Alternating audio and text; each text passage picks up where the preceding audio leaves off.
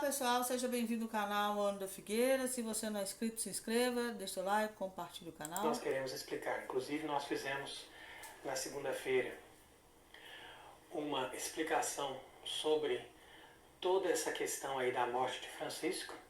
Há muito mistério em torno disso.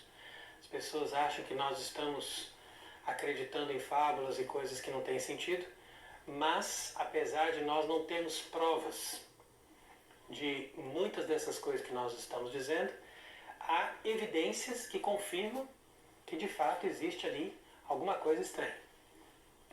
Então você veja que houve muito comentário no mundo inteiro a respeito desta nova modificação que Francisco tinha feito para que o caixão fosse fechado. E justamente por causa disso, eu acho que por causa desses comentários, resolveram ali no Vaticano, na última hora, deixar o caixão sempre aberto e fizeram ali o sepultamento dele dessa forma. Entretanto, nós continuamos imaginando que a morte de Francisco na segunda-feira de Páscoa é algo que foi planejado. E mesmo que ele estivesse gravemente doente, isso aí parece que era algo que se pode perceber, ele talvez poderia durar mais tempo e então quiseram, através de alguma forma, impedir que ele se recuperasse para fazer com que esse processo dessa eleição desse homem que vai terminar o trabalho de Francisco, então que esse processo fosse acelerado. Então é isso que a gente percebe. Inclusive, houve um testemunho que nós lemos aí nessa semana dos próprios médicos onde Francisco ficou internado, que admitem, segundo eles, foi a própria vontade de Francisco ali que os impediu de continuar o tratamento. Então, quer dizer, até onde a gente vai saber se foi a vontade dele ou se alguém disse, olha, não dê remédio, não dê tratamento nenhum, deixa ele morrer agora. Então acho que isso foi feito propositalmente e isso foi planejado para o domingo de Páscoa, para ficar com aquela auréola de um homem já santificado pela ressurreição. Mas é claro, atrasa um pouquinho, acaba morrendo na segunda-feira de manhã, mas tudo fica ali nessa atmosfera de alguém que está sendo canonizado já imediatamente após a morte. Então esse é o efeito que eles quiseram dar para João Paulo II. Inclusive na época ficavam dizendo santo súbito, etc. Quanto que eu mesmo pensava na época que ele de fato era um santo. E depois fomos compreendendo que se trata de um homem que trabalhou dentro do sistema e trabalhou segundo essa lógica que é completamente contrária ao catolicismo. Então basta a gente perceber que os grandes do mundo estavam presentes no seu velório. Então na época de João Paulo II começaram com essa história de colocar o defunto vestido com paramentos vermelhos e celebrando a missa para ele, todos com os paramentos vermelhos. Como se o sujeito fosse um mártir.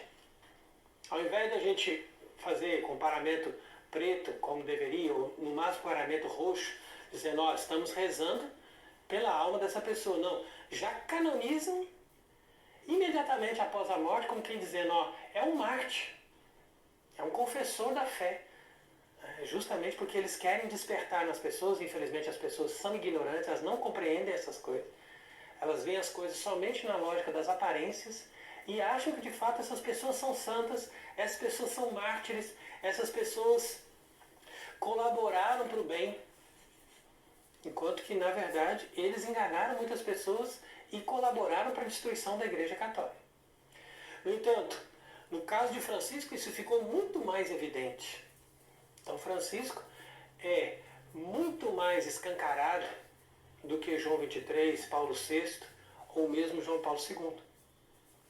E, no entanto, as pessoas, mesmo aquelas que conhecem alguma coisa da doutrina católica, ainda continuam com essa história de reconhecer Francisco como um verdadeiro Papa e dizer que estão rezando pela alma do Santo Padre, etc.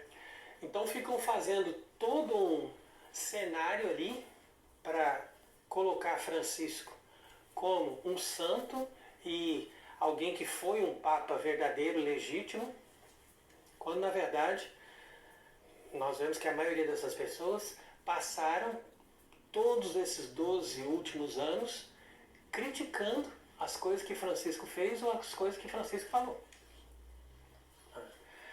Então nós sempre explicamos isso, né? Nós procuramos aprofundar-nos na doutrina católica para nós entendermos que não é correto você criticar um Papa, que não é certo você desobedecer um Papa e que não é certo você falar mal, mesmo que seja do ponto de vista subjetivo, da pessoa de um Papa, quando ele é um Papa verdadeiro, um Papa católico legítimo. Então, por isso que nós sempre explicamos que nós denunciamos Francisco como impostor.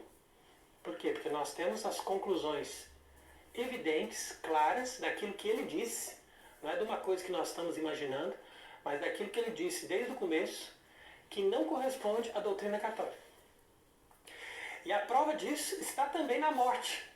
Então quer dizer que até no momento que o homem parou de falar, os outros que o ouviram dão testemunho de que ele não era católico. Então você veja que houve uma grande repercussão também no mundo sobre essa manifestação da grande loja maçônica da Itália, que fez uma homenagem para Francisco, afirmando que tudo aquilo que ele fez corresponde perfeitamente ao que a maçonaria ensina. Então eles dizem, inclusive, que ele era o Papa dos últimos, dos excluídos, dos pobres, quando na verdade ele perseguiu os católicos, ele acabou com a vida de muitos bispos, de muitos padres, que queriam manter a doutrina ou manter a liturgia católica verdadeira. Então quer dizer que é conhecido como um homem bom, um homem simples e um homem misericordioso, quando na verdade ele tinha todo um conforto, uma riqueza enorme, vivia no luxo e gostava de receber homenagens de grandeza. E no entanto, na hora que as pessoas iam beijar o seu anel, ele tirava a mão. Para dizer, olha, eu não sou nada especial, não sou nada mais do que você, mas ostentava aquela glória.